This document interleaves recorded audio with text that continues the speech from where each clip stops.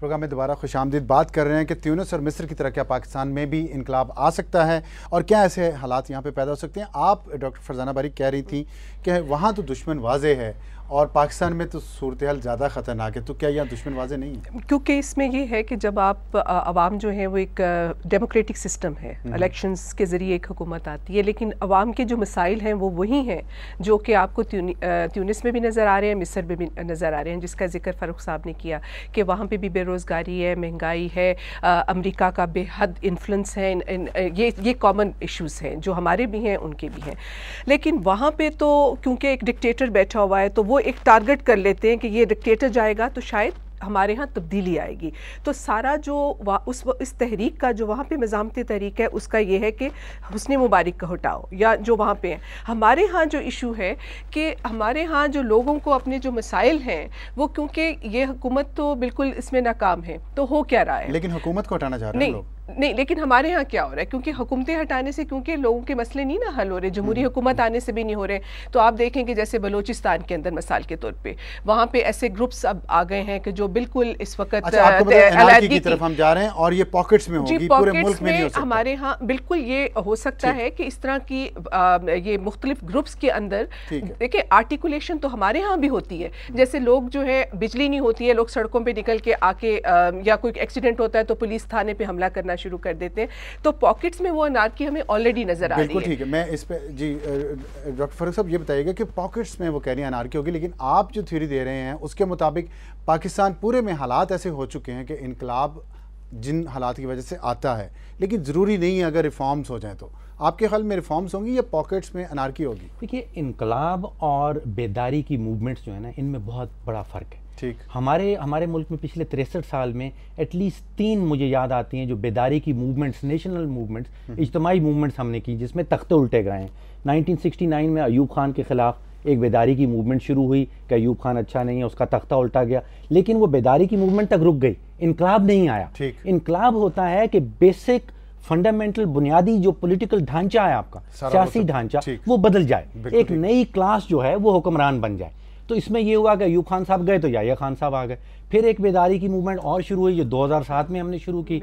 उसमें लीडर भी थे हमारे पास, लेकिन उनका एक बड़ा स्पेसिफिक ऑब्जेक्टिव था कि हमने चीफ जस्टिस साहब को रिस्टोर करना है। वो आगे भी जा सकते थे और उस बेदारी की मूवमेंट को इनकलाब में तब्दील किया जा सकता था, लेकिन वो वहाँ रुक गई। आपका मतलब गुजरांवाला में लॉन्ग मार्च का रुकना इनकलाब को रोकने का पेशखामा बन गया? एक इसको अगर हम तब्दील कर लेते कि ये हमें पूरा सियासी ढांचा पाकिस्तान का मंजूर नहीं है, ये आम आदमी की फलाह बहबूद के लिए काम नहीं कर रहा, तो वो जो बेदारी की मूवमेंट, लॉर्ड्स की मूवमेंट शुरू हुई थी, उसको हम तब्दील करके एक इनकलाब में डाल सकते। मैं ये हसन अस्करी साहब से पूछना चाहूँगा कि हसन अस्करी साहब ये बताइएगा, क्या वो जो जजों को बहाली की तहरीक थी उसका मैंडेट तो ये था कि जजों को बहाल करना है, आज़ाद अदलिया को बहाल करना है, क्या उस मैंडेट को आगे ले जाके एक सियासी हुकूमत को तब्दील कर देना चाहिए था ताकि पाकिस्तान में एक सही तब्दीली आती? देखिए, तब्दीली और इनकलाब में फ़र्क है। पाकिस्तान में हुकूमतें बदलती रही हैं, डिक्टेटर बदलते रहे हैं, ये हुकूमत भी बदल जाएगी, ये तो तब्दीली तो चलती रहती है। लेकिन इनकलाब जो है ना, जैसा अभी फ़र्रुख सलीम साहब ने कहा कि बुनियादी स्ट्रक्चरल सोशल और इकोनॉमिक पॉलिटिकल चेंजेस आती हैं जो कि बुनियादी चेंजेस हैं। उसके लिए जो चीज़ें ज़रूरी हैं मैं उसको क्विकली मेंशन करता हूं, फिर आप देखें पाकिस्तान में वो कहाँ हैं जी। सबसे पहले तो आपको एक नज़रिया चाहिए, एक ऐसा नज़रिया जिसको बेशतर लोग कबूल करें और अपनी सॉल्वेशन उस नज़रिए से हासिल करना चाहें। पाकिस्तान में कोई ऐसा नज़रिया इस वक्त मौजूद नहीं है। फिर उसके बाद एक ऐसी क़यादत की ज़रूरत होती है जो क़यादत पे एतमाद हो, यकीन हो कि वो क़यादत जो है ऊपर से नीचे तक पूरे ढांचे को बदलेगी। आपके यहाँ कोई क़यादत नहीं है, क़यादतें हैं जो मुख्तलिफ डायरेक्शन में जाती हैं। फिर ये है कि पूरी कौम या पूरे जो लोग हैं वो सिंगल फोकस हो के उस मकसद को हासिल करते हैं। हमारे यहाँ तकसीम दर तकसीम है, एथनिक है, रीजनल है और उसके अलावा लिंग्विस्टिक है, और फिर आ जाइए मजहबी सेक्टेरियन है। तो आप सिंगल इशू लेकर हड़ताल कर लेंगे, स्ट्राइक कर लेंगे, एजिटेशन कर लेंगे, लेकिन सिंगल इशू से इनकलाब नहीं आते। पाकिस्तान में तौइफ़ुल मलूकी आ सकती है, पाकिस्तान की हुकूमत की इफ़ेक्टिवनेस कम हो सकती है, लेकिन निज़ाम में बुनियादी तब्दीली पाकिस्तान में वो मटेरियल मौजूद नहीं है जिससे हम बुनियादी तब्दीली। आप भी तकरीबन वही बात कर रहे हैं जो कि डॉक्टर फरजाना बारी कह रही है कि पॉकेट्स में अनारकी होगी। आपने भी कहा है कि तवाइफुल मुल्की आ सकती है, लेकिन जो डॉक्टर फ़ारूक सलीम साहब हैं उन्होंने आपने अपने कॉलम में ये लिखा है कि नज़रिया तो मौजूद है, डॉक्टर हसन अस्करी साहब कह रहे हैं नज़रिया नहीं है। जी, मैं आपसे इख्तिलाफ करना चाहूँगा। जी, वो आप जरा देखिए, तीनों चीज़ें जो डॉक्टर साहब ने कही हैं वो उनसे मैं एग्री करता हूँ कि नज़रिया चाहिए, एक मोटिवेटिंग आइडियोलॉजी चाहिए। मैं ये कह रहा हूँ कि वो नज़रिया इस वक्त पाकिस्तान में एग्जिस्ट करता है। ठीक है, क़यादत इस वक्त मुझे नज़र नहीं आ रही जो कि उस नज़रिए को सिम्बलाइज़ करती हो।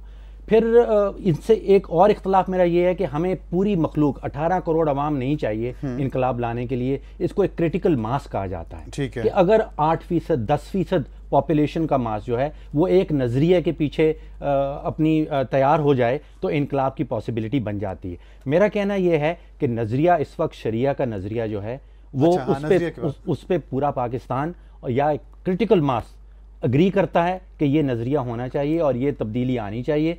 क़यादत की कमी अभी तक नज़र आ रही है, क़यादत नहीं है, तो हम वो इनफरादी इकारत को इज्तिमाई का नज़रिया आपने कहा है, कहाँ पे है, कौन पेश कर रहा है? इस वक्त अगर आप जितने भी सर्वेस कर लें पाकिस्तान के और उनसे आप पूछें कि आप किस किस्म का निज़ाम चाहते हैं, क्या आप इस्लामी निज़ाम इस मुल्क में चाहते हैं, तो 98% तक पॉपुलेशन। तो फिर अगर ये बात है तो फिर मजहबी जमातें जो हैं वो लीडरशिप तो मुहैया कर सकती हैं।